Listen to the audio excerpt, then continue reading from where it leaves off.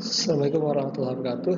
Selanjutnya setelah kita belajar tentang analisa jabatan, kita hari ini akan belajar tentang evaluasi jabatan. Ya.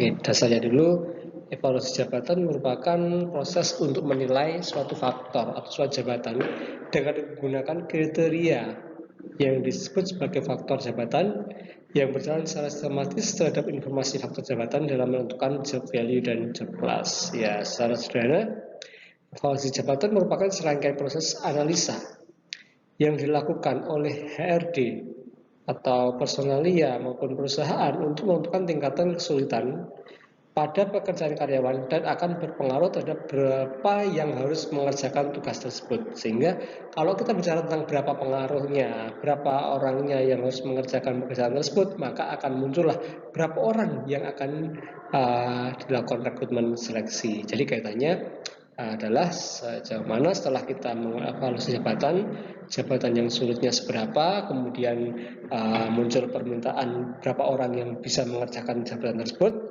dan akan muncul permintaan berapa orang karyawannya, rekrutmen seleksinya.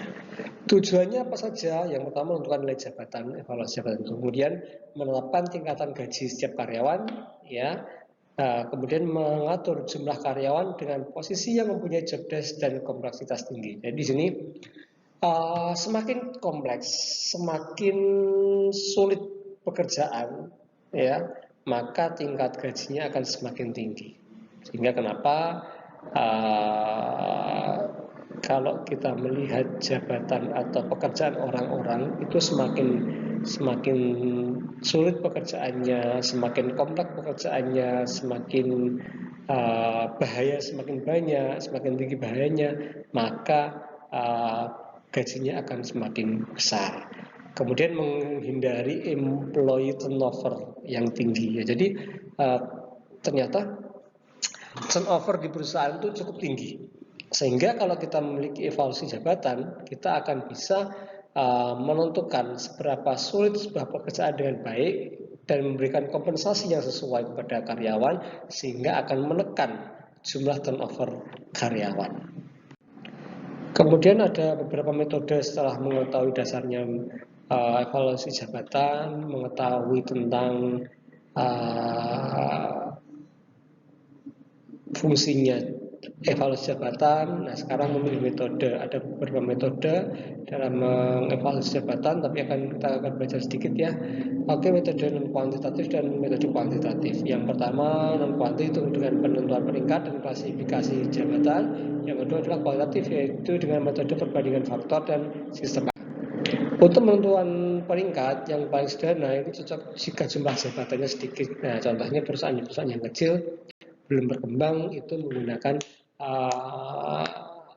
bisa menggunakan penentuan peringkat, menggunakan tim penilai. Jadi kita memberikan atau menentukan jumlah beberapa orang penilai untuk mengecek sebuah jabatan. Terkait apa? Terkait tingkat kesulitan, volume pekerjaan, tanggung jawab, pengawasan, latihan, pengalaman, dan kondisi kerja itu dinilai.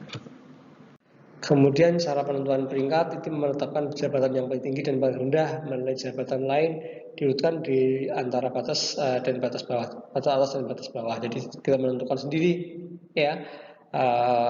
Tim itu menentukan jabatan mana saja yang perlu kita nilai. Contohnya nih, tadi saya contohkan di kelas itu jabatan seorang di sebuah bengkel, ya, bengkel motor itu ada jabatan pencuci motor, mekanik motor, kemudian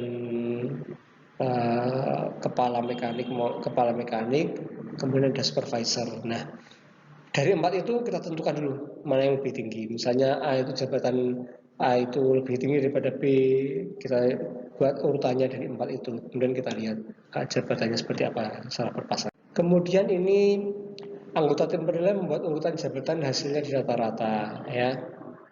Misalnya tim penilai yang pertama ini memberikan penilaian yang paling tinggi adalah A, kemudian C, B, D. Penilaian yang kedua AA, C, D, B.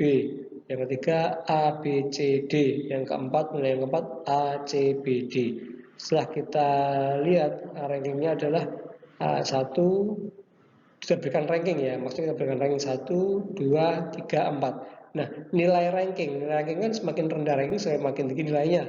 Kita buat 4, 3, 2, 1 itu nilai rankingnya. Sehingga kita akan mengkalikan. Kita sekarang mengecek nilai A. Kita tentukan dulu nilai A ini. Ya, ada 4 nilai. Jadi ada 4, 3, 4, 3, 2, 1. Nah, ini kita sudah tentukan seperti ini. Sehingga kita lihat dulu. Yang pertama, baris yang pertama, adakah nilai A ada 1, ada 2, ada 3, ada 4. Ya, karena 4 kita masukkan sini, 4 ini. 4 kali 4 karena A. Ya. Ada B-nya enggak? Enggak ada yang B, berarti 0 kali 3. Ada C enggak? Oh, enggak ada karena semuanya A. 0 kali 2. Kemudian D enggak ada, 0 kali 1 sama dengan 16. Rata-ratanya 16 dibagi 4 sama dengan 4,0. Sekarang kita lihat nilai B. Ya. Di sini ada nilai B? Oh, ada. Mana? Oh, ada 1.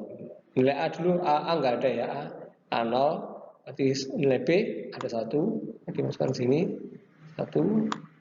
Nilai C ada 1, 2, 3. Berarti kita masukkan sini 3. Ya. Nilai D ada enggak? Enggak ada, 0. Berarti sini 0. Sekarang kita lihat nilai C. A-nya ada enggak di sini? Enggak ada, 0. Berarti 0.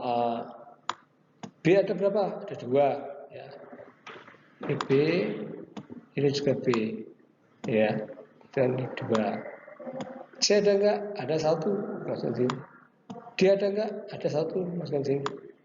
Dikalikan semua ketemu 9. Nilai rata-ratanya 2,25. Sekarang kita lihat nilai D. Ya. Ini ada berapa nilai A ya? Enggak ada ya. Dari sini enggak ada, 0. Nilai B ada 1. Ini B. Kemudian nilai C enggak ada, 0. Nilai D ada 3. Ya, 1, 2, 3. Nah, dikalikan 1, nomor 6.